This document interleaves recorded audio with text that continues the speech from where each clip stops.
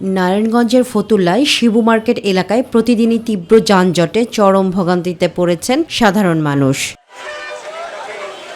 সড়কের সরকারি জায়গা দখল করে অবৈধ দোকান, গাড়ির কাউন্টার ও যত্রতত্র অটোরিকশা দাঁড়িয়ে থাকায় স্বাভাবিক যান চলাচল প্রায় বন্ধ হয়ে গেছে। এখানে ডিস্ট্রিক্ট যে গাড়িগুলো আছে, যে কাউন্টারগুলো, এই কাউন্টারগুলো বাসগুলো এখানে থাকে। এই বাসের কাউন্টারগুলো যদি আমাদের এই যে স্টেডিয়াম এই সাইডে দিয়ে দেয় তাহলে আমাদের মনে অনেক ভালো হয়। এখানে ট্রাফিক ব্যবস্থা না থাকার কারণে এই যানজট নিয়মিত লেগে থাকতেছে। আর এই যানজটের কারণে আমরা সাধারণ পথচারী থেকে শুরু করে বিভিন্ন যানবাহন ভোগান্তির শিকার হয়। সকাল থেকে রাত পর্যন্ত যানজটের কারণে সবচেয়ে বেশি ভোগান্তিতে পড়েছেন অফিসগামী মানুষ, শিক্ষার্থী ও রোগীবাহী যানবাহন। অনেক সময় অ্যাম্বুলেন্সও আটকে থাকছে। এখানে যে সকল অটো ড্রাইভাররা আছে তারা কোনো নিয়মকানুন মেনে চলে না।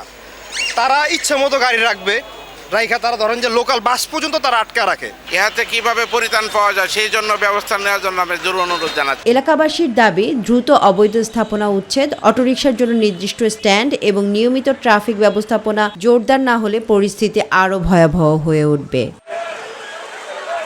তামান্না সাদিকা, মাই টিভি।